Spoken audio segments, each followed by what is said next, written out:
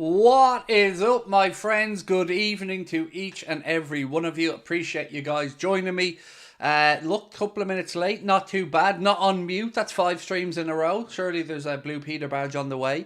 But look, loads to get through, my friends. And as always, in the football world, things move quickly. So we're going to be talking about the race for Mr. XABI Alonso's signature. We're going to be talking, of course, about the Kylian Mbappe situation and his confirmation that he is departing PSG. Look, we all know he's going to be probably going to Real Madrid. In fact, we know the contract offer is in front of him. But of course, we'll talk about it because it's a big news story. We're going to be talking about Trent's, I don't want to use the word demands, but Trent's request for his contract renewal at Liverpool or his extension.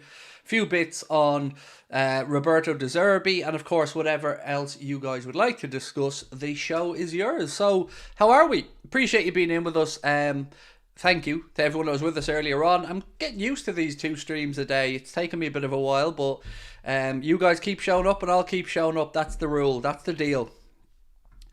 Right, JC, how are we? Appreciate you gifting 5 memberships as well, mate, before the stream. Just noticed that, as always, sir. Very generous, very much appreciated. And yeah, look at me, not on mute isn't even a word. On mute 5 days now in a row. So yeah, look, how are we all? Let's say a few hellos. Happy Benali, how are you? Anissa, nice to see you in. Inglese, Namon, Ryan Hitchcock. Inferno Yup was just thinking about Zidane too. Look, Zidane isn't going to be a Liverpool manager. I think we can safely all agree on that one. It's just not a good cultural fit. I'm actually quite surprised that some people even mentioned Zidane as an option for Liverpool. It just doesn't seem like a good fit in any way, shape or form. And I don't believe he even speaks English. Can I have a membership? No. Sorry, we don't do that. You know, it's potluck, really, to be honest with you. If somebody's kind enough to give memberships, they're usually just allocated randomly. So, yeah, appreciate you watching and all that, my man. But, yeah, they are random when they're given out. Love your content. How are you, said Michael. I'm all the better for hearing your kind words, sir. Thank you. Look, I'm in good form today. I'm excited about the future, but I won't lie. I'm a little bit nervous about the situation with Alonso because as each day goes by, it feels like the scramble for a signature is getting a little bit stronger. Now, obviously, we know Bayern Munich still technically have a manager, but it doesn't feel like Thomas Tuchel is going to be around long term there. And, you know, it's going to be a slog to try and win this battle, I think. Look, we all believe, and I certainly believe, that Alonso should be chomping at the bit to take the Liverpool job, but you know, Bayern are one of those 3 clubs that we've mentioned before that he has links to or a soft spot for: Real Madrid, Bayern Munich, Liverpool. But I try to look at it this way: if I am XABI Alonso and I am going to leave Bayer Leverkusen, I think the Liverpool job is the premier one that's available at the minute. Even if the Bayern job's available, I think that job, and you know, people I've spoken to kind of think similarly, will probably come up multiple times during Alonso's managerial career. How often is the opportunity to manage Liverpool in the situation that we're in, with a great squad and harmony at the football club? Because remember, Bayern Munich, as much as they'll pull on his heartstrings and will be an attractive proposition, they're not in a great place at the minute compared to us, as an example. Like, there's no problems behind the scenes at Liverpool. The squad is good, young, hungry, and Bayern have other issues. So I don't know if leaving Leverkusen to go to the team that he's looking to beat is the best move for him at this point in his managerial career. But I would say that, wouldn't I? Because I'm a Liverpool fan. I hope you're having a good day, said Isaac Rosenthal. Thank you for your super chat, Isaac. Very kind of you, mate. And I'm having a good day. My baby girl landed safely in Lanzarote with her boyfriend. They're all checked into their hotel and very happy with where they're staying and stuff. So, pleasantly surprised and relaxed that my little girl's enjoying her first holiday away without the folks. So, yeah, that's put me in good mood today, because, you know, you always want your little baby girl. I call her my baby girl. She's 19, but, yeah, she's my darling. So, yeah, I'm happy that she's all good and enjoying her little break. Craig, did you see that Man United have the most expensive squad in history? Really? Christ. That's certainly not a positive, because you wouldn't look at that man. Genuinely looking at that Man United team, I struggle to think of two players that I take at Liverpool in the whole team. Like, how many of that Manchester United starting 11 realistically walks into Liverpool's team? None. That's my honest answer. None. Yeah, no, I'm sticking with none. I honestly, I'm not trying to be an asshole. I cannot think of one position in our team that I would swap for a United player. Not one, off the top of my head. Nope. Hendo and Ajax are losing to Bodo Glimt. Yeah, and that's in the Conference League as well. But he'll still be on the plane though, Jens. Don't you worry about that. Gareth Southgate will still have him on the plane. The United team doesn't count the Hoyland money either. Wow, 1.2 billion spent on the current Manchester United team. That's crazy if you consider like Garnacho and Rashford are homegrown talents or came through the academy. So, God almighty, that is a lot of money that Manchester United have spunked up against the wall. How on earth have they spent 1.2 billion assembling that group of failure? That's, Jesus, that's crazy. I would have assumed Chelsea were probably the most expensively assembled Premier League team. Mainu as well, yeah. Well, Mainu, to be fair, is a good young talent, and I certainly wouldn't say no to him. But I don't think he walks into the Liverpool starting 11. Really, I don't. But it makes it even more odd, like, because Mainu's an academy product. Garnacho came through. Rashford came through. So where did they spend all this money? Obviously, the world's most expensive centre-back. And Anthony, that 100 million waste of space. But that's crazy. Genuinely, you've surprised me with that one, folks. Do we get into FFP problems if Mbappe joins us? I don't think we're going to have to worry about it. But no, we have plenty of wiggle room in that regard. But it would put a dent in anybody's. Now, look, let's talk about the Mbappe situation, because the big breaking news of today is that he has told PSG that he will be departing in the summer. Now, Fabrizio Romano has said Real Madrid's fixed salary proposal for Kylian Mbappe is way lower than the one made in the summer of 2022 and also lower than his current salary at Paris Saint-Germain. Real Madrid want Mbappe to join the club on their conditions after spending years on this saga. Fabrizio finishes up by saying contract proposal already in Kylian's hands. Another report today said Kylian Mbappe is on a 38-goal contribution this term, and Mohamed Salah's agent Rami Abbasissa conservatively estimates that his client will earn between 46.8 and 53 million over the next years, taking into account his playing, contract and image rights, and that's from The Guardian.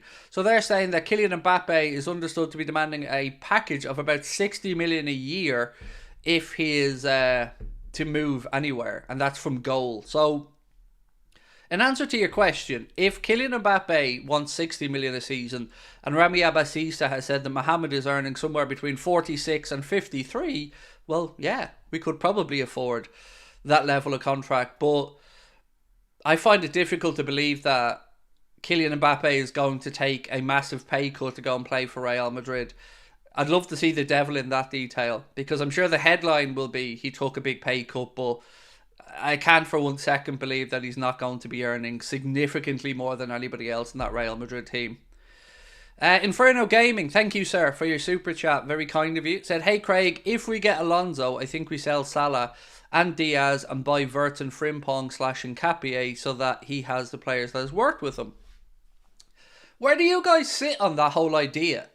Because I've got to be honest, sometimes when a manager comes to a new club, and I'm thinking primarily Ten Hag here as an example, I would be a little bit concerned if their initial instinct was to immediately go back with players they've worked with before because they feel like they can trust them. I understand it, but I still think it's a worrying thing, because it's almost like you don't believe that you're able to spot a player or coach the players that are perhaps at a football club into a stronger position. So one or two players maybe, but sometimes I think Ten Hag's certainly taken the piss with going back to the Eredivisie and particularly Ajax about players that he's brought in and how much he's paid for them. So I don't know if I'd be happy about Alonso going back to Leverkusen immediately to try and bring players in. But maybe I'm viewing that wrong. Maybe my thought process on that's completely off. Does FFP apply to La Liga? It seems that Real Madrid spend an incredible amount of money. Weirdly, they've actually not spent that much net over the past few years if you look at the money that they've brought in. I was surprised when I seen these numbers. I think it was last summer I had a look at them. But in answer to your question, Stephen, FFP, Barcelona, La Liga have their own FFP system that's done centrally where each club inputs their incomings and expenditures, and they're basically given a printout of what they're allowed to spend from La Liga. So yes, actually, La Liga do have one of the more stringent FFP systems. You probably remember the whole situation with Barcelona when they were looking to register new players. But I'd be a liar if I said I don't feel that the bigger clubs in Spain probably get more leeway in Barca and Real Madrid. It's what Ten Hag did would be a shambles, said Avani. Yeah, I feel that way. Like, I understand if there's one standout player, let's say XABI Alonso wants to bring in Florian Wirtz as an example, because we all know what a talent Florian Wirtz is and is going to be in demand across Europe, whether XABI Alonso goes back to Leverkusen from or not. But if it was 2, 3 or 4 players, I do, alarm bells would start ringing for me in that case, I have to be honest. Craig, Mbappe to PSG nailed on. You mean to Real Madrid? I would say so, yeah. Look, there's no other talk of any other club putting contract proposals in front of him. And there's been a few different reports today to suggest that that deal is on the table from Real Madrid. And you've seen other reports to say that Liverpool and Arsenal inquired about it but weren't willing to break the parameters of their wage structure to bring Kylian Mbappe in. Which is a kind of a bit funny, let's be honest. It's not like you're going to knock on Mbappe's door and he's going to go, oh yeah, no, 250 grand a week. That's all I'm looking for. I mean, why even ask if you aren't willing to break your wage structure? Because you know he's going to have to break your wage structure. So it kind of felt like a little bit of, like any of us, you know, ringing up J-Lo and asking her, you know, how's she fixed? You know, any chance? We know the answer's going to be no. In your case, obviously for me, it'd be an immediate yes. She'd be lucky. Right, my friends. XABI Alonso is currently coaching the best team in the world, according to data. The Spaniards' favourites take over at Liverpool. Football Critic currently ranks Bayer Leverkusen as the best football team on the planet. The website scores performances and form of clubs and players and ranks them accordingly. Now, I don't believe for one second that Bayer Leverkusen are the best team on the planet, but hey ho, somebody always finds a statistic or a bit of analytical research to get a headline out of it. So there's your headline. XABI Alonso and Bayer Leverkusen are currently ranked as the best football team in the world, but they aren't. So there you go. I'm De Zerbi out before he even joins, said TJ. Right, let's get a poll going. I'm going to ask you, if Alonso doesn't come in, who's your second choice from this list? And let's see if we can't come up with a consensus. So,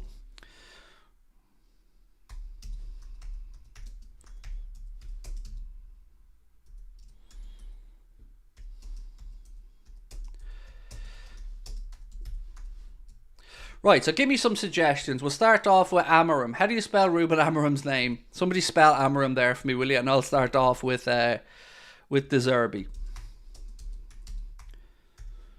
Whenever I spell Ruben Amorim's name, I always get it wrong. Amorim. Nope, that's spelled incorrectly, I think, as well. A-M-O-R-I-M. Cool, let's go with that then. A-M-O-R-I-M. Right, another option. Another option. So we've got Amorim, we've got De Zerbi. Give me some more suggestions to who you'd like in this poll as another option. Now, Ten Hag's not getting in the poll, don't be silly.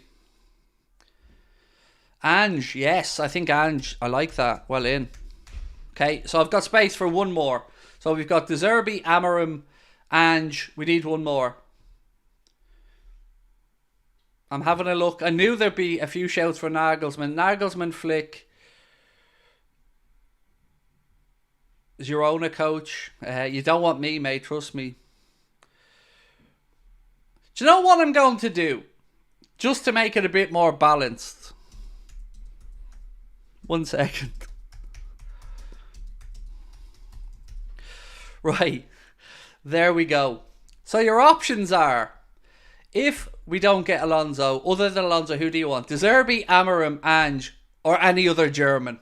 Because I know some people will want Flick, some people will say Nagelsmann, some people will say Thomas Tuchel, and there's some others who will say scratch and sniff. So I'll just give you all of the other Germans as an option, because I still don't think that's going to be the winning option.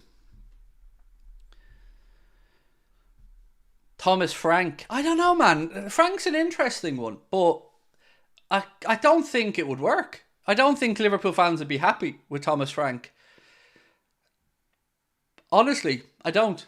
It's one of those that I feel like the idea of it is somewhat attractive in theory, but in practice, not so sure it would work. I certainly wouldn't feel contented with Thomas Frank, even though I really like Thomas Frank and like how his teams play, like how he conducts himself.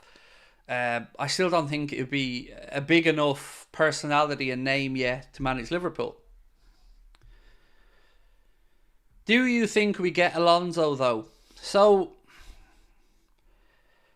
I was a lot more confident 2 days ago than I feel right now. But I don't know if that's the media putting the shits up me or if I've a right to be concerned. But if you asked me 2 or 3 days ago, my first thought would have been, he's going to be the Liverpool manager. There's no doubt in my mind about it. It'll happen fairly quickly. But now, I don't know if it's almost the media willing some battle between Liverpool and Bayern Munich, but it feels maybe a little bit less certain in my head than a few days ago. And I don't know if I'm just letting the narrative by some outlets get to me or if I'm genuinely concerned. Yeah, I'm a bit more nervous about it, I've got to be honest. Probably because I don't see a really viable alternative at the moment. At least in my own head, I don't see a viable alternative. Do you think Kylian Mbappe will go to Real Madrid or Liverpool? I think he will go to Real Madrid because I don't think Liverpool will pay what it would take to get him. Do you know what would be interesting to figure out if there was a straight battle between, let's say, Liverpool, Arsenal and Real Madrid and everybody put the same wage offer on the table? I'd be interested to see what he'd do then. But it looks like Real Madrid are the only ones willing to step up and pay something close to what he wants. Alonso will choose Liverpool over Bayern Munich any day. I think so, Lee. I think so. I hope so, bro. It's difficult when you're in this bubble, right? Because we view Liverpool as the greatest thing in the world, right? We view Liverpool as the biggest club in the world in our heads. The most attractive club in the world with the best fans in the world. But sometimes I remind myself the way Alonso left Liverpool, it wasn't exactly on great terms because of what happened with himself and Rafael Benitez with the whole Gareth Barry thing. You know, Rafa trying to bring Gareth Barry to the club and Alonso felt, I guess, a little bit unloved at that point. There was also, if my memory is correct, a fallout over Alonso being at the birth of one of his kids and missing a game. I think Rafa wanted to make sure he was available. So, yeah, sometimes I think hindsight's a little bit different and we look back at things more favourably than they actually were at the time. But then again, you read quotes from Xabi Alonso about his time at Liverpool and how it's a very special club and all these other things. And you then kind of go, well, maybe I'm looking at this wrongly. I just feel like the longer it goes on, the more nervous we're all going to become. Because like everything else, the clock's ticking. And the clock's ticking on a whole host of things, not just on the next manager, on the next sporting director. We've got 3 major contract renewals that need to get sorted out quickly. And on that, Football Insider have done a piece about Trent, and they say, according to the Football Insider, Trent Alexander-Arnold wants his performances to be reflected in a new Liverpool deal. The Reds vice-captain has been one of the standout players under Jurgen Klopp, but has less than 18 months to run on his current contract. In a report from the outlet, it is said that the England international wants a new deal to show his value and importance to the Reds. They add that sources are confident that an agreement will be reached to extend the 25-year-old stay at his boyhood club. So, kind of got me thinking, what's the number? What's a fair number for Trent to be paid for his value for the football club? The captain usually is the highest paid. Now, of course, Mohamed Salah is the highest paid at Liverpool, and he deserves to be. But outside of Mohamed Salah, I don't know. I don't think Trent's worth more than 200 grand a week. I think that's more than fair. Now, people will point out that other clubs and other players like Saka, as an example, that Arsenal's getting a higher wage. I don't know. I don't feel like Trent's worth much more than 200 grand a week. Maybe 220 at a push, but I certainly wouldn't be looking to entertain the category of Mohamed Salah type money. I don't think he's there yet. Do you think Jurgen would leave without a replacement in place? Well, yes. That's not, with all due respect to Jurgen, it's not his problem. He's given the club the notice. The club have plenty of time to sort out a sporting director and a new manager. So, yeah, I don't really see it's on Jurgen at this point. When XABI talks about Liverpool, he says us and we, said Jack. Love that, Jack. And keep that positivity coming, bro, because I need it. Rachel, thank you for gifting a membership, Rachel. That's very kind of you. Unconfirmed said, Trent, sounds like Trent would like to play in midfield and have more influence on the team. Yeah, but it's going to happen, isn't it? He's going to get to midfield at some point. It's just a matter of what that midfield position looks like for him. And actually, I think if Alonso comes in, it'll be better for Trent. Or maybe it'll just pacify me, because I've always said to you guys, I don't see Trent being able to hold a singular midfield role. I feel like he'll have to be part of a double pivot, which maybe Alonso's system could entertain that prospect a bit better than the current system that Jurgen plays. So, looking at some of your comments with regards to Trent's potential wages, 220k a week for Dylan, 2 to 250 from Avani, 250 for Ern Copbite. Mahmood said about 210. Torsten, 250 a week, 2 to 250, 250, 250. Yeah, I think you're all seemingly in and around the same ballpark. I can see 250 being fair, because you're talking about Trent at, 25 now? Heading into the peak years of his career. And unlike what I've said about Mohamed Salah and Verge, who I absolutely would not be given pay rises to, I can see the justification for Trent to get a pay rise, because he's about to enter into his prime. So he should be getting paid his most in his prime, in my opinion. So yeah, I think 250 sounds not absurd. It's absurd to you and I as normal people, but from a professional footballer's perspective, allowing that he's the club's vice captain, a homegrown boy, a local lad, yeah, if he could, 250 seems reasonable. JC said he's upset that Ted Lasso wasn't in the poll. Well, he's already got a job at Manchester United, JC, so we couldn't put Ted Lasso in.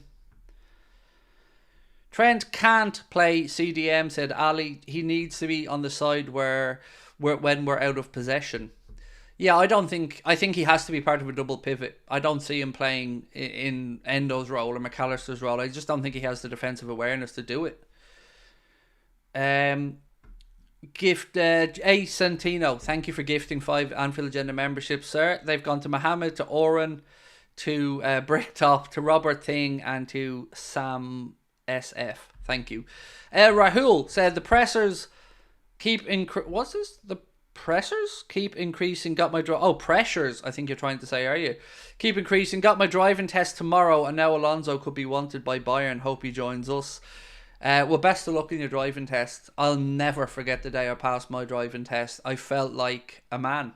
It was one of the most coming of age moments ever. So yeah, I wish you all the best with that. With regards to Alonso,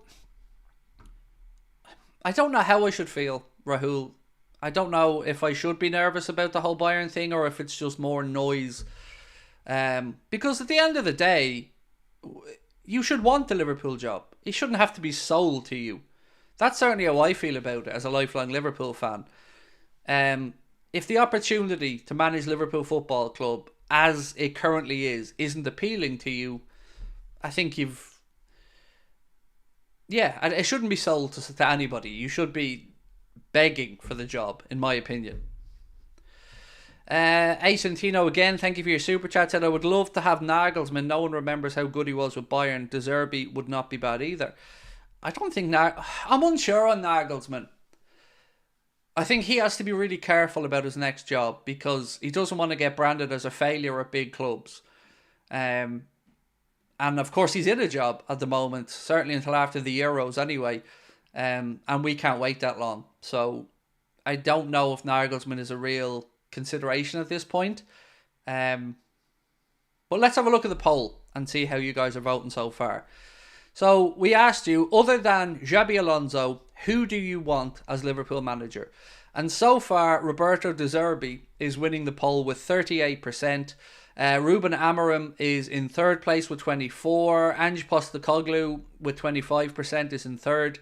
And in second. And any other German, which would include Joachim Löw, Hansi Flick, Julian Nagelsmann, and Thomas Tuchel, are way down at 14. So I think there's a lot of love for Amorim, Postecoglou, and De Zerbi. In my order, I would go... Honestly, I'd go Postecoglou, De Zerbi, Amorim. Or Postecoglou, Amorim, De Zerbi. I'm not sure. But I certainly would think Ange Postecoglou would be a better fit to our club. But there's no hope in hell we're getting him. Because he's not going to leave Spurs. Nor should he, to be fair. You know, he's in a good job there, and he's got them playing good football, and the Spurs fans love him, and Levy would be a nightmare to deal with. So yeah, I don't think that's going to be a possibility, but I wouldn't have said no. Are you worried about Ivan Toney at the weekend? Not singularly, but I'm worried about Brentford. I never expect an easy game against Brentford, ever, because, you know, they work hard. They're not a team that rolls over, or, you know, you don't see them usually get battered by a high amount of goals very often. So I think it's going to be a close, tough game, and I think it's important that we bounce back from the poor performance against Arsenal. You know, he expected us to beat Burnley at home, let's be honest. That we should have won that game, probably easier. This is a bigger moment for us, and we have to live up to it, and we have to get the job done, because we have a chance to put down a statement and start off the weekend by consolidating our place at the top of the league. And you'd fancy us then against Luton at home as well. So, like everything else, you want the momentum to keep going. Something else I want... Oh, yes, the preview went out earlier on. I don't know if you guys had a chance to watch it. Real quickly, I'm going to fly through my predicted team for you, just in case you didn't have a chance to see it. So for me, Alisson in goal. I think Joe Gomez at right back, Robbo at left back, Ibrahima Konate to come back in alongside Virgil van Dijk, having served his one-game suspension for the red card at Arsenal. For me, in midfield, it was tough, but I ended up thinking I'd go with Endo, Harvey Elliott and Curtis Jones, and then up top Mohamed Salah should come straight back in on the right hand side, Darwin through the centre and Lucho on the left. That was my predicted 11. Now, you could make two good arguments to keep Jota in the team. You could make an argument, of course, to play McAllister instead of Endo, and I'm sure there would be people who would make an argument for Conor Bradley. For me, I think there's a bit of a battle between Conor Bradley and Joe Gomez for the final, the League Cup final. And if I'm Klopp, I'm giving them one game each. So I think away from home, Joe Gomez against Brentford because of his experience, and at home against Luton, I'd probably lean on Conor Bradley and then see how both of them get on and make a decision then for the final, because we know Trent isn't going to be available for the League Cup final, nor is Dominic Szoboszlai. Why is the Girona manager not among that list? I would say his connections to the City brand of clubs is probably the reason, in all honesty. Yeah, I think if you're a Manchester City and you've got a manager at Girona who's doing so well, maybe he's a long-term replacement for Pep Guardiola. I mean, I've not seen his name mentioned, to be fair, with us on any other outlets or in any articles I've read. Why isn't Inzaghi on the list? I mean, because it can only fit 4 people. Really, Russell, excuse me. Because it can only have 4 options for the poll. But we spoke about Inzaghi before, and of the managers that were plying their trade in Italy, Inzaghi would probably be top of that list for me. Yeah, He has been mentioned, certainly. There's been some people that spoke about him. How many tattoos do I have? Don't know, Sam. I don't know how you count them, you see, so I don't know, mate. 1.5 sleeves and a few on my leg. Trent does not deserve over 200 grand a week. He's never in his career been as consistent as VVD, Alisson or Salah. Wow. Big statement. Pronoun dilemma. You know, I think there's probably something to what you say to some extent. Do I feel Trent's ever shown the consistency of the gentleman you've spoken about? No, I don't. I think that's a fair critique. But there is other parts of it that I think probably inflate his wage demand. The fact he's homegrown, the fact that he's a local boy, the fact that he's been at the club all of his life, the fact that this summer he's come back to the club and looks like a senior player now, carries himself in a slightly different way, is the vice captain of the football club, of course, as well. But I understand where you're coming from. You know, I'll be honest about it. If Trent wasn't a Scouser or English and was asking for 250 grand a week, I would say not a fucking hope. So I get where you're coming from. And he's also a bit of a media darling compared to... It's weird the way it works, isn't it? Like, sometimes the narrative helps shape the consensus amongst those fans. But I get where you're coming from. You know, certainly not going to slag you for it. Conte is also a good candidate. No, he isn't. Not at all. Not even a little bit. Nothing about Antonio Conte screams Liverpool. Everything about Antonio Conte screams Antonio Conte. Even listening to him the other day saying that, you know, talking about his time at Chelsea and how people were wanting him to fail publicly. Nobody gives a fuck, Antonio. Nobody cares. Your results are what you live and breathe by. And the way he treated Spurs at the end, not even bothering to come back after his gallbladder surgery and stuff, I have to say, I found that very disrespectful to the club that were paying his wages. And I don't really like Antonio Conte. I think he's arrogant and an arsehole. So for me, it'll be a terrible fit. Same with Mourinho. He'd be a terrible fit at Liverpool. The comment on Trent is crazy. This boy has served the club, the first team, since he was 17. We need to show him a bit more respect. But the comment wasn't saying Trent is shit or knocking Trent. I thought the comment was at least worth a conversation. Because can we say that he's been a model of consistency? I don't think you can. You can say he's had huge moments and certainly can have a huge influence on games. But I think what the original poster said was he's not up there with the consistency levels of a Virgil van Dijk or an Alisson Becker or a Mohamed Salah, and I don't think that he's wrong in saying that. Do you think Szoboszlai is going to become injury prone like Naby Keita? Oh, I certainly hope not. I couldn't cope with another. I hope not. That's all I can say because I don't have a definitive answer on it. But I can say that it's been disappointing again to see another issue and an issue that's dragging out and could be a few more weeks again. Because this is the business end of the season. This is where we want to be hitting our peak and our stride and, you know, going toe-to-toe and matching Arsenal and Manchester City.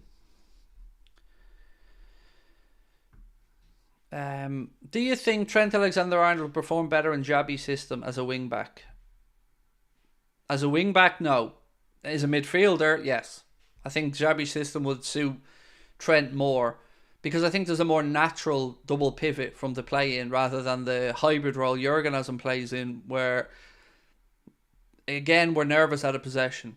Against certain teams who can exploit that space. Not being consistent and still sets the bar top players in the world shows Trent's class. Again, I feel like people are getting very defensive of what the original poster said. I certainly didn't interpret it as a slight against Trent. I just felt like they were saying that they don't believe that 250 Gs a week is a level of consistency that Trent is showing. But you've also raised some good points, mate. You know, he has set the bar high on occasion, but he's also, like, there are games that I can't lie, I've been screaming at him, thinking he's just not putting the effort in to get back. That Real Madrid game will sit with me forever.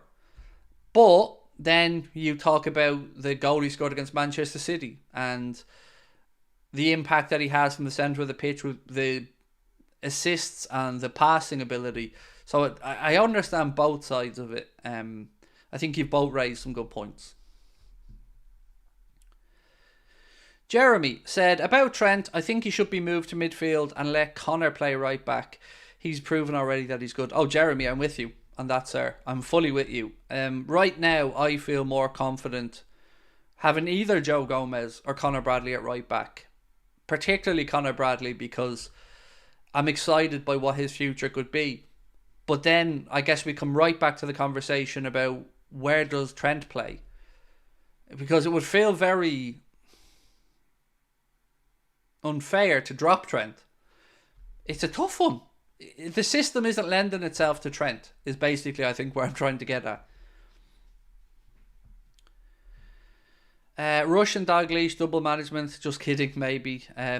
No more managers who haven't earned it. So do you know what? I've been pleasantly surprised that there's been no silliness around Steven Gerrard being considered for the job.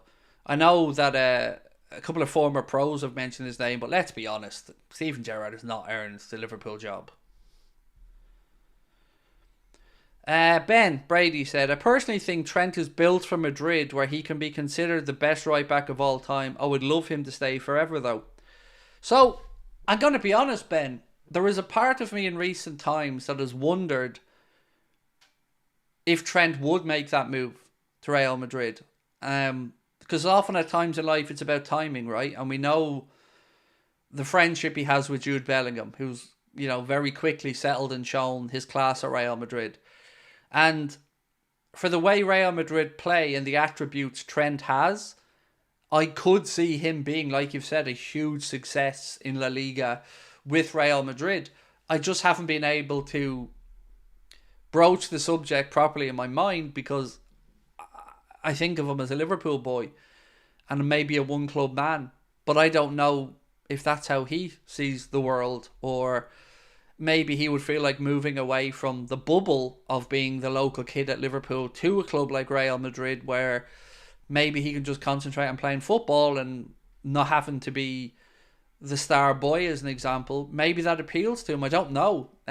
Which is what kind of makes this whole contract renewal interesting, because what you keep hearing from the media side is that they don't expect it to be a problem with the negotiation with Trent. You know, they'll talk about money or whatever, but everybody feels like this is the easiest one of the three for him, Verge, and Mo. Maybe we've read it wrong. I hope we haven't, because it would be weird to see a player that a lot of people said is overhyped go to Real Madrid, and then all of a sudden people change their tune and go, no, he was brilliant. But now he's at Real Madrid, he's even more brilliant. Because when he's at Liverpool, he's been criticised by all opposition fans and Roy Keane talking absolute shite, as he always does, about Trent's inability to defend. Trent should have won Team of the Year instead of Frimpong, said Hassan. I don't pay much heed, mate, or attention to those individual awards too much. This comes from Jay Burt of The Telegraph. Said XABI Alonso was mapped out where he wants his career to head, and both Liverpool and Bayern are interested. He's expected to spend, or excuse me, not he is, he expected to spend at least one more year at Leverkusen, but the chance to join Liverpool/Bayern might be too great for him to turn down. Question for you guys. If Alonso was given a straight opportunity to manage Bayern Munich or Liverpool right now, is there anybody who feels he chooses Bayern over Liverpool? Genuine question to the chat. Because, you know, I'm deluded. I don't think it's even a close call. But maybe I've underestimated how much he likes Germany. No, said Sergu. No, said multimeters or mate meters, mate meters. Even Craig get it right. Spudigi said no, no, no way, nope, nope. Says Bob. Are you a member of Anfield Agenda and talk about Liverpool? Don't know what that means. Thorsten, mate, you've confused me.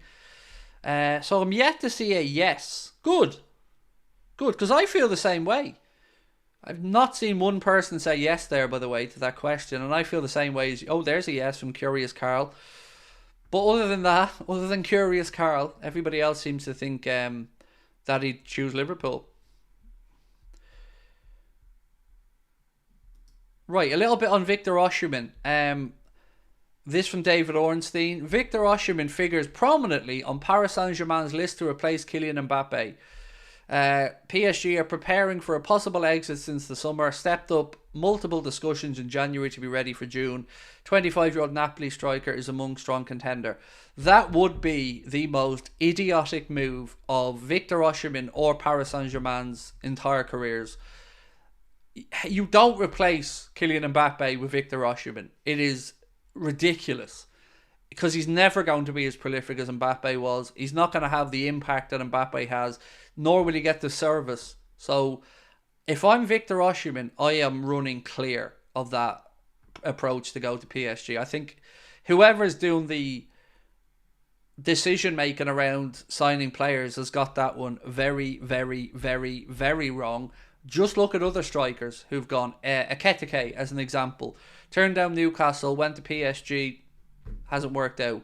Gonzalo Ramos from Benfica. Look at that, not really working out too well.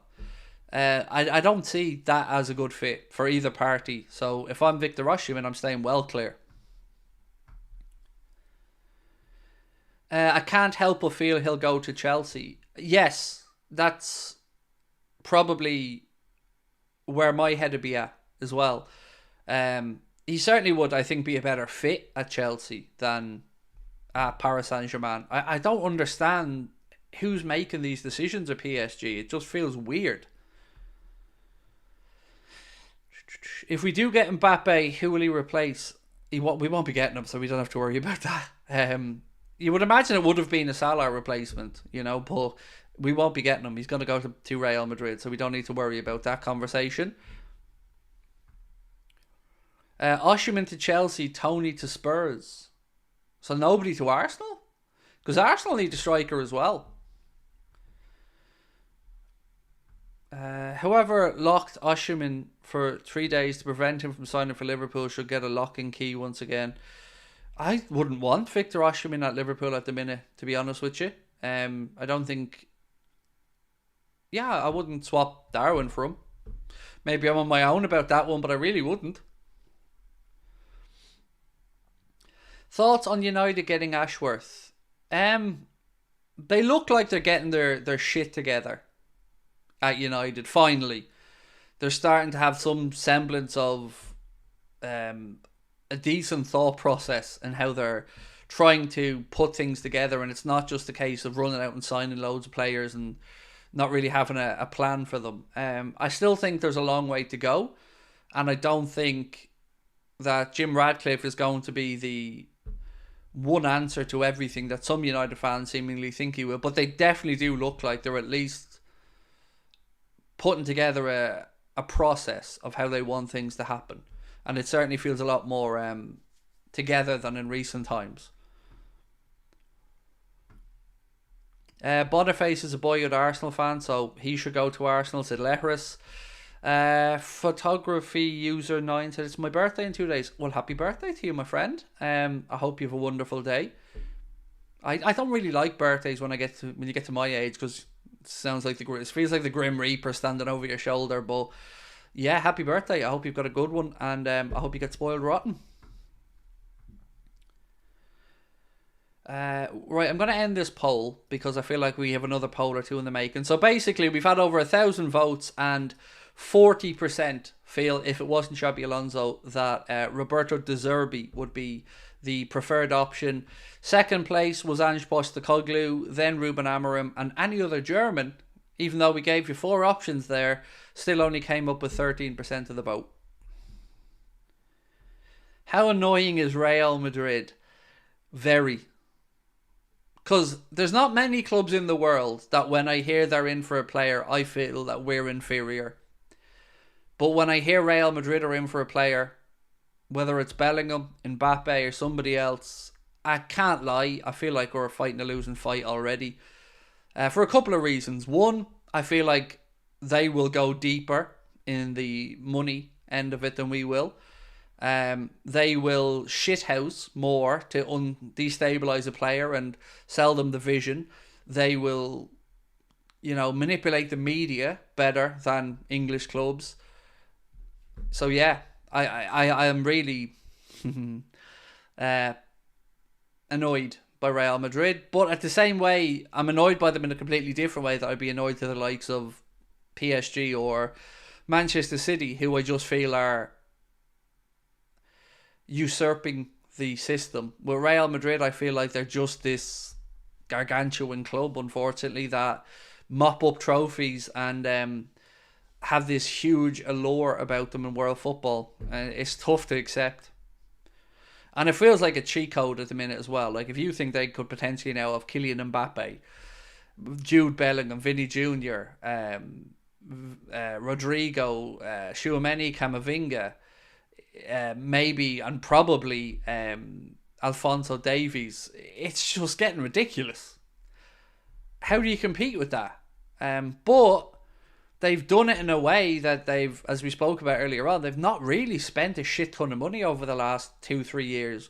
They've brought in a lot of money from sales, and what they are is efficient in how they build a squad.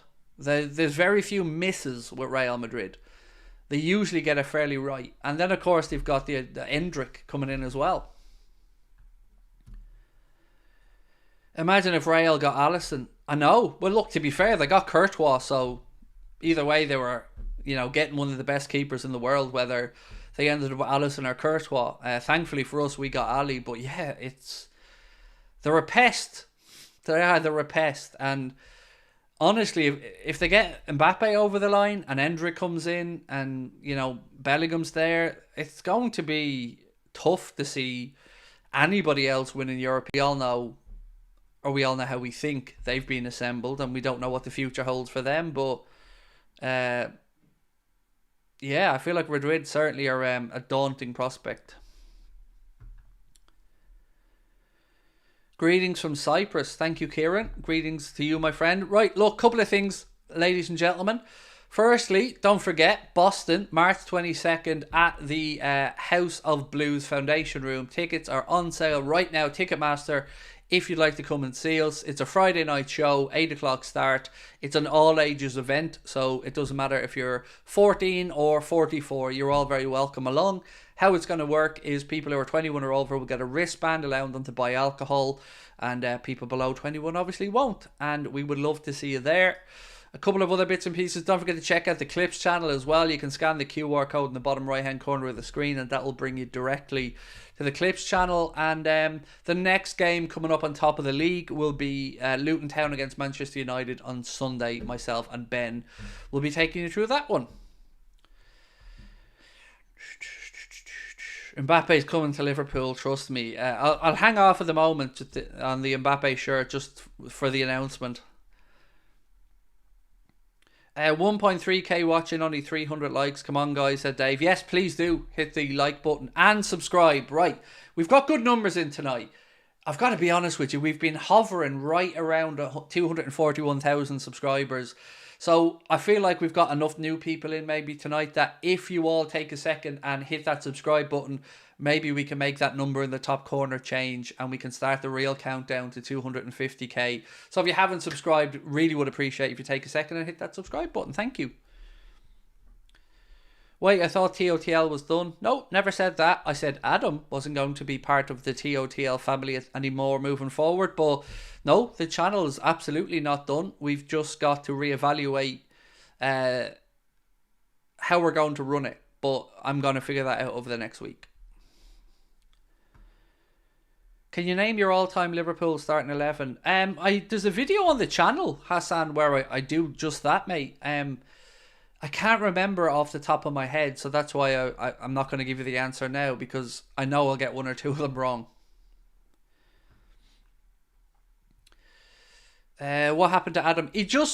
Look. There's no bad story to this or anything. It's just simply a case of when Adam left the United stand, our goal as his friend and our help was to make that transition to FUTV and Adam becoming a full-time content creator. And now that he's doing that, he just knows what we all know. Time is difficult. And when you've got a family and time commitments in your own channel, naturally, you look towards building your own channel. So he just needs to focus and wants to focus on that side of it. And I totally understand it. As somebody who's, built and worked hard to keep focused on our channel, I get where he's coming from. So it's just a time thing, and Adam wants to just focus on FUTV more than anything. There's no backstory or anything to it. We're happy to just wish him well and allow him to do his own thing. And that's it really. There's no backstory to it. Jens, thank you, buddy, for gifting 10 Anfield Agenda memberships. Very kind of you. Alonso has excelled in his second year at Leverkusen, unlike De Zerbi, who's regressed in year 2. But he's only in his first year, mate, at Leverkusen. So I think you read that situation a little bit wrong there, Stephen. He had a very successful time as well at Sociedad, which I don't think enough people give him credit for. He got Real Sociedad's B team promoted up as far as they're allowed to go in La Liga, which is, I think, the second tier. Will Ben still be there? Of course. Yeah, Ben's an employee of our company. So yes, Ben's full time with us. So yeah, Ben's part of Team Anfield Agenda moving forward. And is going to be. Ben's part of the family.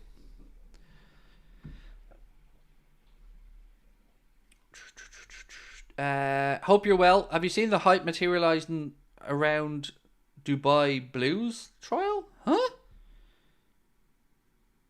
I'm confused here, Callum. Are we talking about Abu Dhabi? Are we talking about Manchester City? Because they're not Dubai, they're Abu Dhabi. But no, I haven't seen anything new around their situation or their trial. I wish I did. I wish I'd seen more stuff about it, because I don't think it gets talked about in the media anywhere near enough compared to the amount of smoke that gets blown up their arses. Thank you for all your content and being amazing. Mate, I'm a normal, regular fella who is confused every day as to how I get to come on here and have over 1,000 people watching. I don't understand it. I think you're all lunatics. I think I'm getting away with one. In all honesty, I don't get it. I've always said this to you guys. I don't get the appeal of coming on to listen to me rambling on, but God almighty, I appreciate it. I feel like an imposter. No matter how many years I'm at this, I always feel like an imposter. Because you're a lovable asshole. I love that. I love that. Put that on my goddamn tombstone, mate. I love that. A lovable asshole. I will take that every day of the week. Yeah. A lovable asshole. There you go. I'll take it. I've been called a lot worse.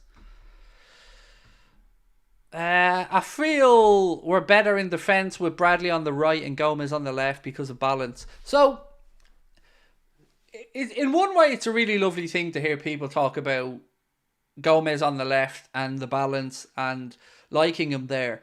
In another way, I think we've forgotten sometimes how good Robertson is when he's at his best. So, I would say I disagree on the left side. I think having a naturally left-footed person on the left side is more beneficial. But I do love the versatility of Joe Gomez. And I've said this many times this season. We should count ourselves very lucky that we have been able to call on that versatility of centre-back, right-back, left-back. And he does it at a very high level. But I still think Andy Robertson is better on the left side. On the right, I find it hard to argue against anybody who thinks that Bradley or Gomez gives us a better balance, because I have to be honest, I feel the same way. But I can't square that off with the idea of dropping Trent, because I also don't like the idea of dropping Trent. So I'm in this big quandary of, I agree with what you're saying about Bradley or Joe at right back, but I don't want to get rid of Trent out of the team because, for the many reasons, I just don't know where his position is. And that's a problem. Because I don't feel like this hybrid position is I don't think it's workable over a long period of time. I feel like we've gotten away with it on some occasions, but I don't know whether I'm overhyping Bradley or being disrespectful to Trent. But either way, I feel weird about it.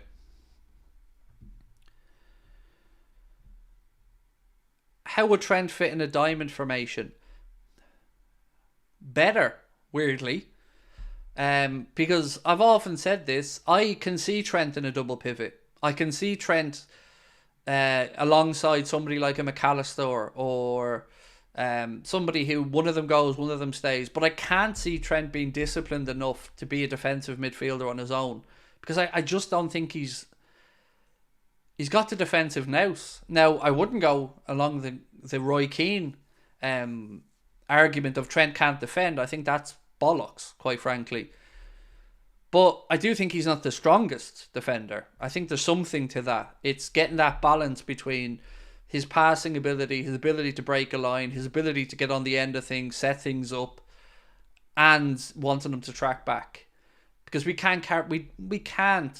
don't carry passengers in our system. Everybody has to work.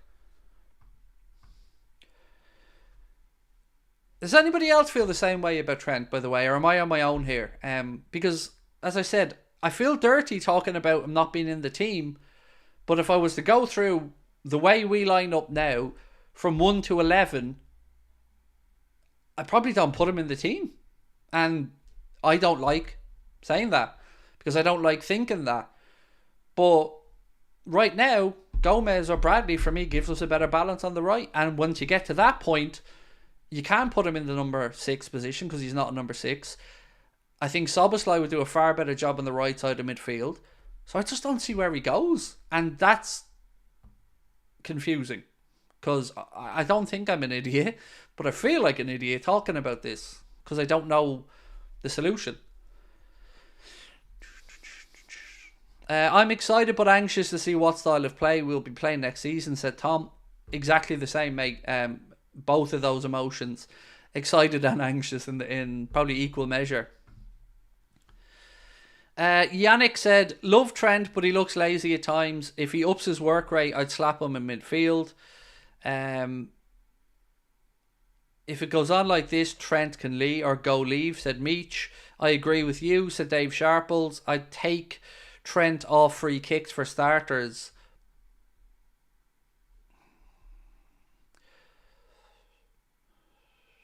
Do you know what? I haven't really thought about the free kick thing. I guess I understand it, but like there are some freakishly good set piece takers in world football at the minute. Like Grimaldo's free kicks and stuff are ridiculous. Ward-Prowse's ability from a dead ball is ridiculous. But Trent has certainly a lot of ability from a dead ball, but I don't think we should be de facto giving him every free kick.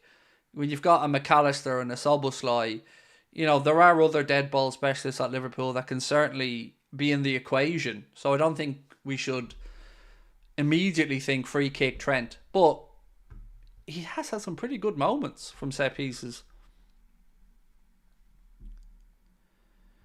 Craig, is it true that if Alonso comes, Liverpool would start playing a 3-4-3 formation? Yeah, probably.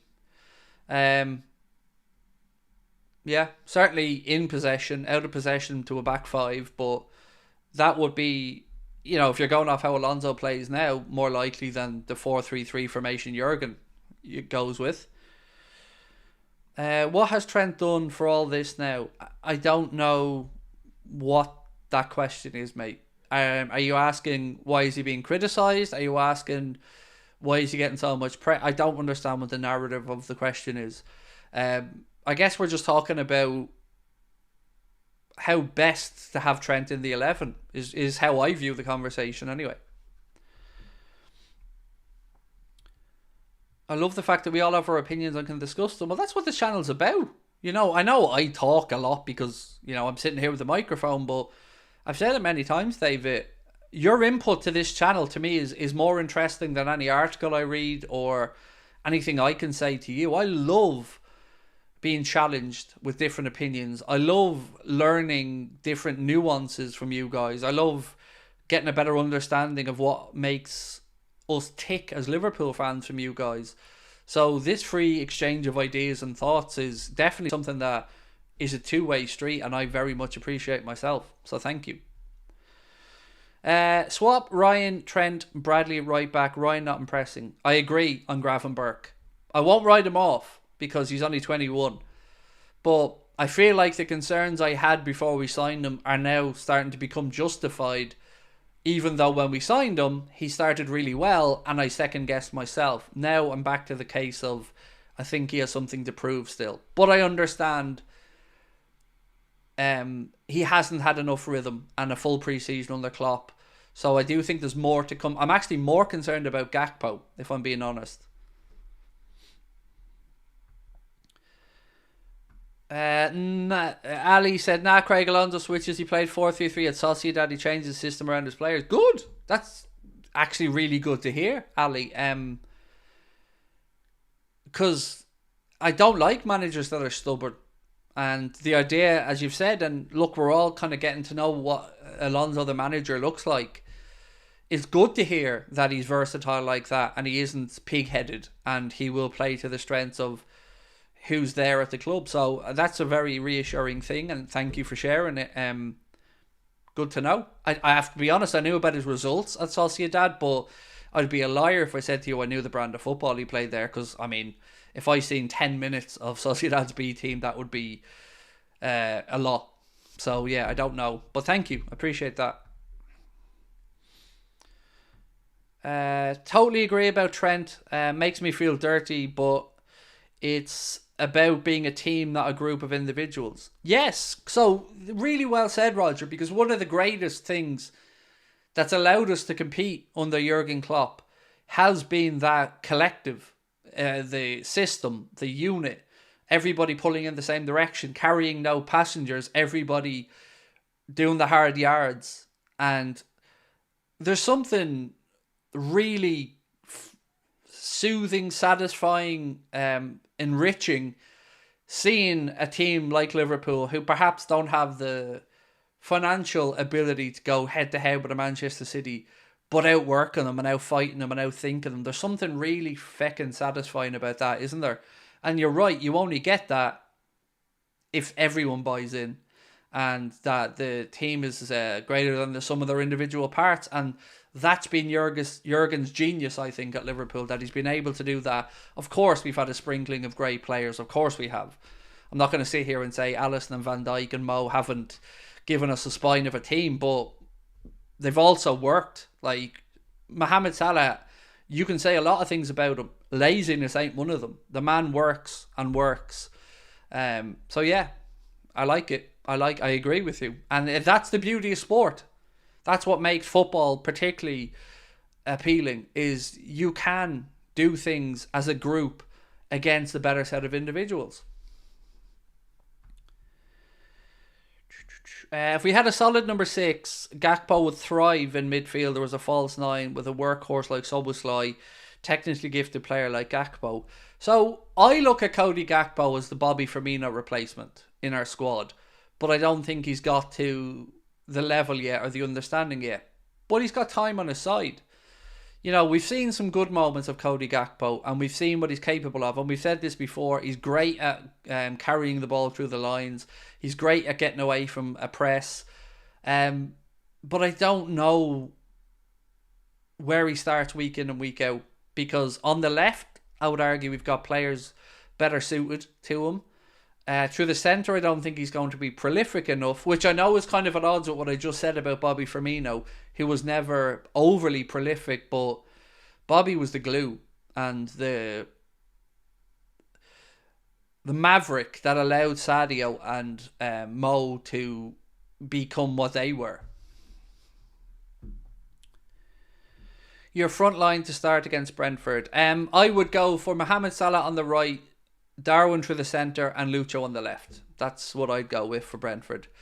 Feels very harsh on Diogo Jota, but I would put Diogo back into the team for the game against Luton maybe and rest Lucho and maybe put Darwin off to the left, or rest Darwin and bring him off the bench. I feel like we got to start with Darwin. We need that physical presence. We need that work rate. And we're not going to be able to carry any passengers against Brentford because Thomas Frank is not going to allow his team to be anything but up in our faces. Right, Craig Houlden, hello. Styles of play, though through formation doesn't suit every person. Joe and Bradley are, the moment will be ahead of Trent, but VVD and Alisson had an off day across the white line at Arsenal. Excuse me, bit of a hiccup. I can't lie, I am still angry about that performance against Arsenal. It was, I'm going to say it was unacceptable. Only one team looked like they had the hunger to win that match. Only one team looked like something was on the line for them, and it wasn't us. Now, one defeat really this season, other than the Spurs defeat, it's really hard to get too angry about it. But we had a chance to kill off Arsenal and end any conversation about them being in a title race, and we didn't take it. And not only did we not take it, we had our asses handed to us, and we were a shell of what we're capable of. So that's left a lingering concern as to why that performance happened. I don't know the answer to it. The only thing I can maybe put myself at ease with is that Arsenal just wanted it more because they knew more was on the line for them. They knew it was shit or get off the pot. You know, if they didn't beat us, they were gone.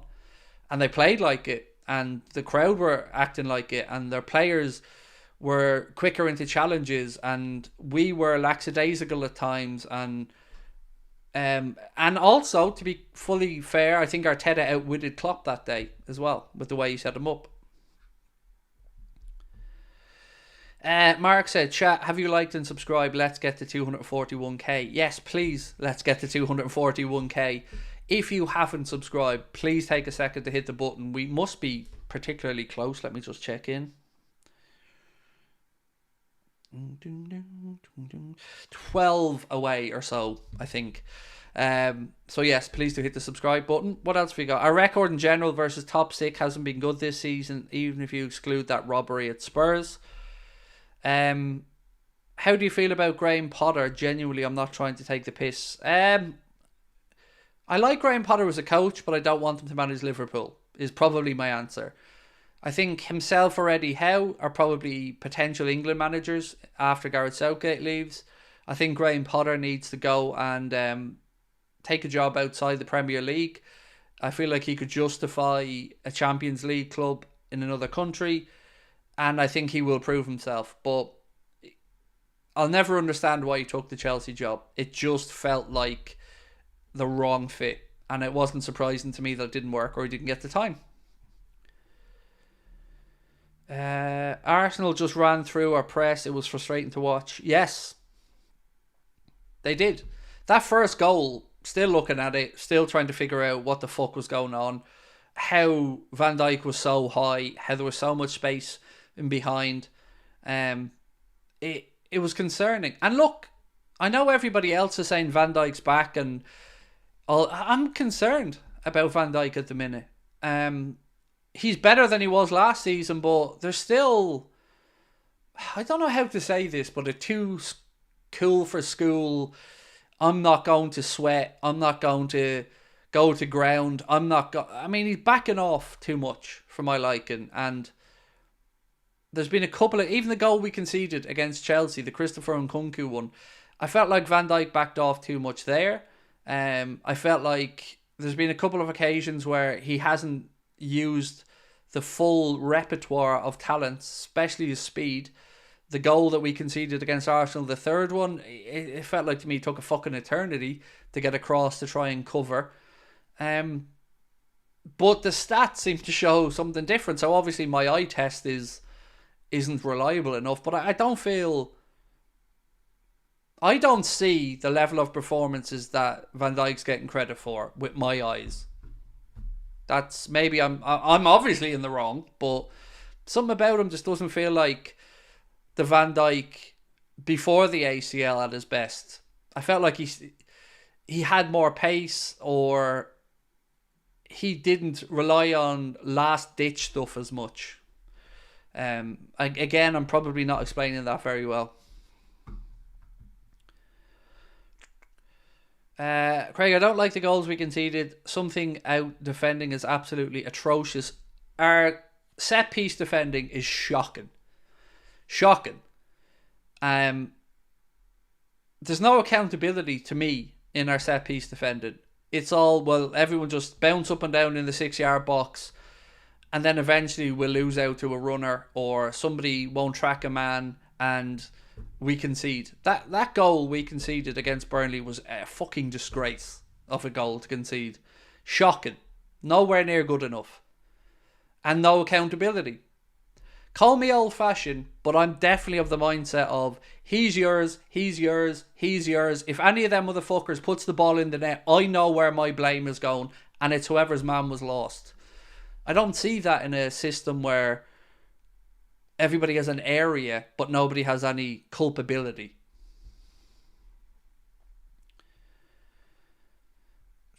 I think Kwanzaa looks more solid than VVD now, said Roger Hampton. I think...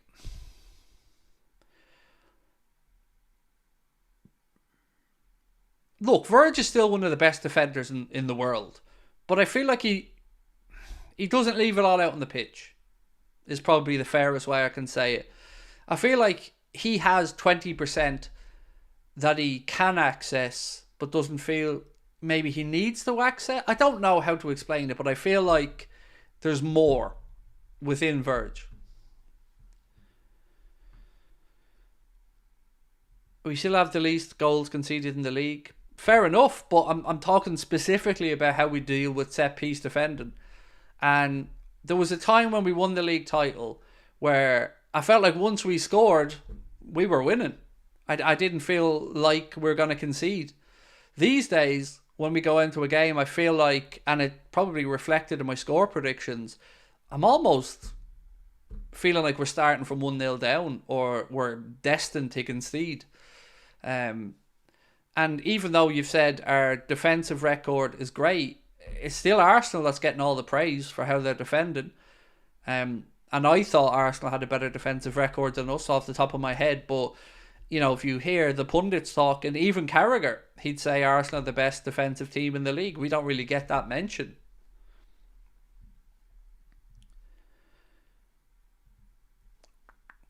Do you think the Champions League or Premier League is more likely for Arsenal this season? I think the Champions League. I look at it like, remember when we were playing under Rafa? We were set up better to be able to beat any team on an individual day, but maybe didn't have that consistency to go in a Premier League title challenge. That's kind of where I see Arsenal at the minute. I can see them in some warped world knocking Manchester City over Champions League, but I can't see them beating them over a 38-game season at the minute in the Premier League. So I think they probably have a better chance of going deep in Europe than realistically winning the Premier League this year.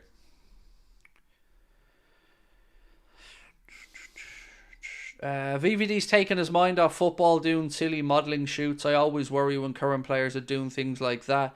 When you're important parts of a season, save that crap for the end of it. Yeah, I agree with you. Especially if you want a new deal, which, let's be honest, he's going to get. Maybe I'm old school. I don't know, but there's a lot of extracurricular activity going on in football these days that I don't give a shite about. I care about Van Dijk on a football pitch, not what he looks like in a Calvin Klein pair of underwear or something. Which is weird because we have some tall people. Absolutely, we're by no means a small squad, Yannick. If you look at when we are going to attack a set piece, you'd have Kanade, you'd have Van Dijk, often Soboslai, Cody Gakpo, Ryan Gravenberch. You know, we've got some 6 foot plus lads in our team, and yet somehow conceding way too many chances from set pieces.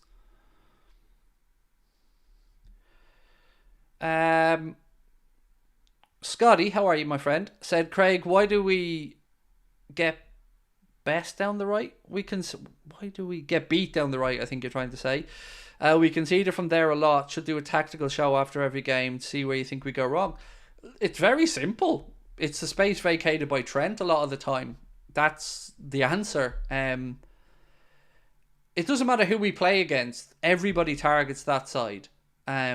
Sometimes it's justified because you have somebody like a Martinelli or somebody, but you heard Real Madrid. So I remember hearing Karim Benzema speak about the Champions League final and that they knew the space between our fullbacks was going, and maybe it wasn't even the Champions League final. I think it was when they beat us at Anfield. Remember we went 2-0 up early doors and we ended up losing, was a 4-2 or something.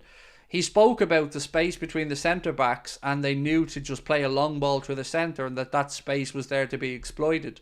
Then they spoke about the space vacated by Trent, which, as you see when Vinicius Jr. scored the goal which beat us in the Champions League final, was his area. And you hear me many times when we do watch-alongs say, I'm at my most nervous when we're in possession, which is a strange thing to say. Do you reckon Luton stay up? I only just realised they aren't in the bottom three. I think it might depend on what happens with the points deduction for Everton and the appeal. But of the teams down that end of the table, they're the ones showing the most fight, and Ross Barkley is showing his class at the minute. Luton certainly look like they've got something about them, and I think they're the best placed of the newly promoted teams to stay up. Mark said, it's not about Trent, it's about what's best for the team at this moment. Love Trent and Robbo, but can't dismiss how good we've been with Bradley and Gomez. Certainly has given us a level of consistency that I haven't felt we've had at times. Now, I do think we'll get it back with Robbo. I'm a little bit more bullish about Robbo when he gets back to full fitness, being as good on the left side. But the right, I don't think it's a coincidence that many Liverpool fans are thinking we look balanced with Bradley or Joe there. And I guess we're going to get a chance to see it now, right? Because we know we've got no Trent for at least another 2 weeks. 466 likes, love it. We're getting close, well in. Please do take a sec, hit that like button. Do you think Mbappe can come to us, or is he just a Madrid player? I feel like, Oliver, it'll just be Real Madrid, mate. No, I don't buy this bullshit about him getting a hugely lower contract than was on offer a couple of years ago. I take that with a pinch of salt, but at this point, all signs seemingly point to Madrid. Now, I have a question. We spoke about this the other night. I'm going to speak about it again because a new report again says that Liverpool are admirers of Pedro Neto and Wolves would want a club record fee for his signature. So when we did a poll the other night, the answer was 50 to 60 million in the valuation that people felt Neto was worth. Would you feel comfortable with Liverpool spending, I'm going to say 60 million on Pedro Neto? Because I've got to be honest, I don't. Like the player, concerned about the injury record, but a club record fee over 50, 60 million for Pedro Neto? I don't know about that. I think that's wishful thinking more than realistic valuation. Russell said 50 million max. No, said Mo Salah 11. Chris Byrne said, nah, not worth 90, not a chance. I'd rather pay that for Elise, said Jamie Edwards. Thomas Malloy said 50 million tops, too injury prone. I guess you'd have the same concern though with Michael Elise. He's having a horrendous time with injuries this season. So it seems like a lot of those young players are carrying injury baggage with them. Elise, Neto, anybody 25 and younger like that, a lot of them have had injuries. And surely that has to come into consideration when you look at evaluation. Would you consider Elise injury prone? Yeah. So I'll be honest with you, Warrior EU. I'm always concerned when anybody relies on explosive pace. think about Michael Owen when he came through. When the pace went, he wasn't the same. And there are many players who you guys have mentioned to me over the years. And when they get their injuries, they're never the same players. Like, what's the kid's name that plays for Bayern Munich? French winger. What's his name again? Kingsley Coman. Loads of people say, would you take Kingsley Coman? He's brilliant, he's brilliant, he's brilliant. But he gets shit ton of injuries. And I'd rather have a 7 out of 10 for the whole season than somebody who's a 9 out of 10 when they're fit but aren't fit for a good chunk of the season. One of the things I think that has served us best under Jurgen Klopp is the versatility of the likes and the ruggedness of your Mohamed Salahs and your Sadio Mane's, your Bobby Firmino's. We didn't miss a lot of games with injuries, and I don't want us to go back to a situation where we've got great players when they're available, but they're not available a lot. And I feel like Neto, Elise, we're walking back into Alex Oxlade-Chamberlain territory. And that concerns me. So I would rather pass. I'd still rather sign Jared Bowen.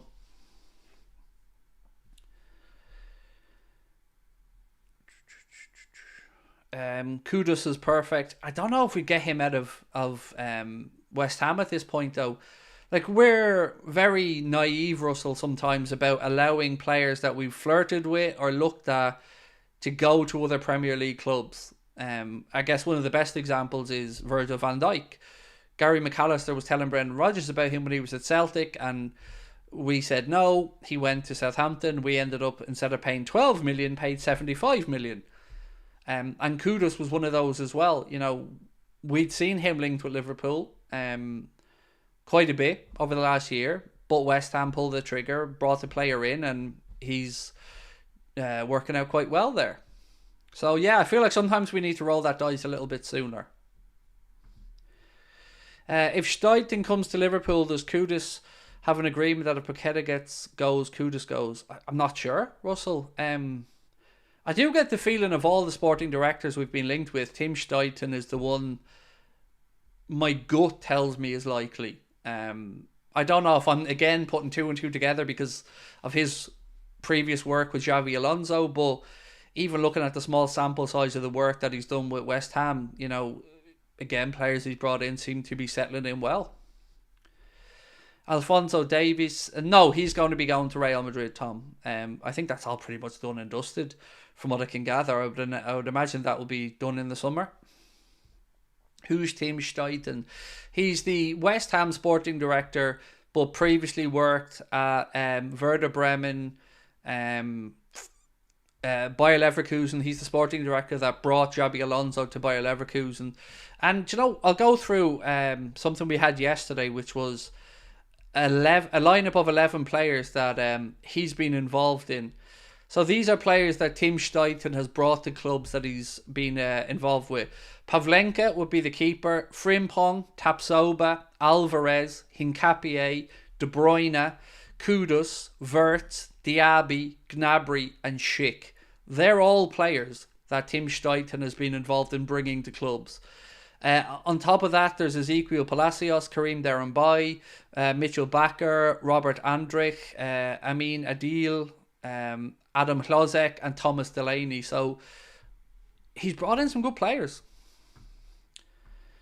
Mbappe to Liverpool announcement when? As soon as I get my perm done, it'll be announced. Mbappe to Liverpool. Imagine we woke up tomorrow and it happened. It won't, but imagine. Not a bad resume. It's pretty good. It's a pretty fucking impressive set of players, right? Frimpong, Tapsoba, Alvarez, Hincapié, De Bruyne, Kudus, Wirtz, Diaby, Gnabry, Schick. I mean, there's a few killers in that list. I want Bowen from West Ham too. Craig said Tuchel. So the thing that for me ended that was, again, the valuation. I'd seen an article saying that West Ham would want 100 million human pounds for Jared Bowen, which, as good as Bowen is, and I think as good as a fit as he'd be for our team, not a chance in hell is he worth £100 million. Will Sabrina wake you up if it happens? I bloody hope so. There's not many occasions where Sabrina gets to wake me up without me being cranky. Klopp leaving was a fair shout. She had to wake me up. But yes, if Mbappe somehow signed for Liverpool, I would expect to be awoken by Sabrina telling me Mbappe signed, yes. Bowen is on an 8-year contract, same as Kubo now. Yeah, that Kubo deal surprised me, Russell. Did not think he was going to stay put at Real Sociedad. Thought he had a bigger move ahead of him this summer, but maybe it's still on the cards if somebody pays the release clause. But it certainly was a bit of a surprise to see that new deal for him announced during the week. Vladi said, Olise and Neto are better than Bakayoko, but I'd rather us take a chance on Bakayoko, mainly because of the injury concerns. So, Vladi, I've got a question for Bakayoko.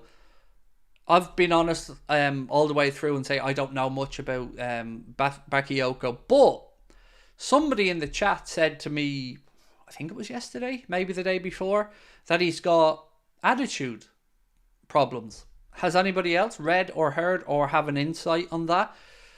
Because it was the first I'd heard of it, but then again, as I said, I don't know all that much about Bakayoko, but don't want anyone potential Billy Big Bollock syndrome coming into Liverpool. What would be an acceptable season for the new manager? It's weird you asked that, Jens, because I said just that to Connor earlier. I think top 3 finish, deep in the Champions League, i.e. quarter-final or further, and somewhat of a run in a domestic cup would be preferable. But you want to be in the conversation at the business end of the season for the league and the Champions League. So, I can understand a manager coming up a bit short, but I certainly don't want the new manager coming in Liverpool to be languishing 5th or 6th in the league table come February or March. That wouldn't be acceptable.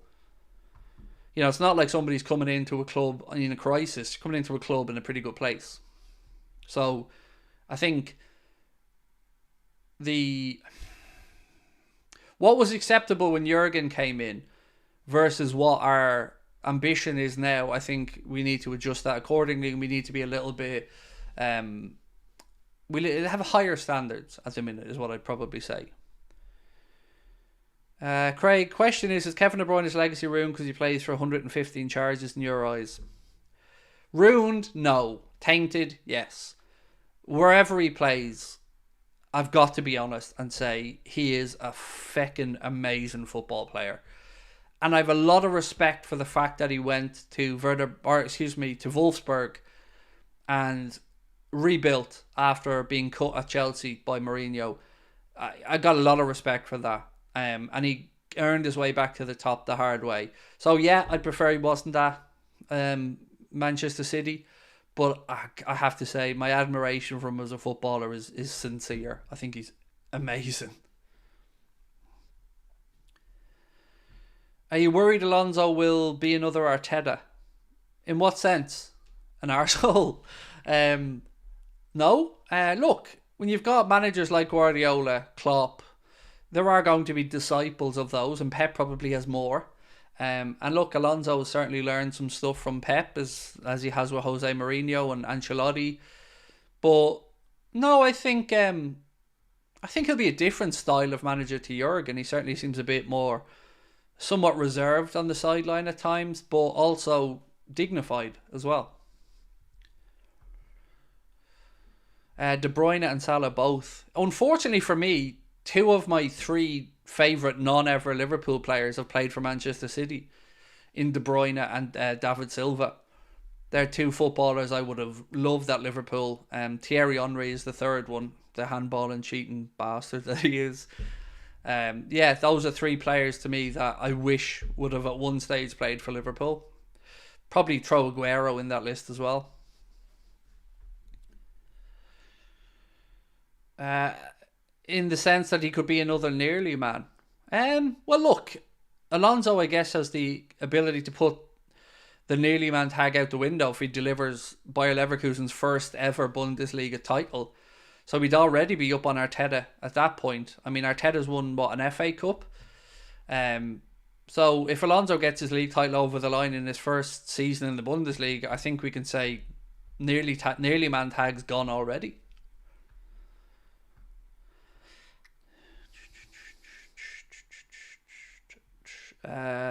Thanks, Craig, for the stream. Gotta head to bed. Yeah, I'm gonna wind up and say goodnight to you guys as well.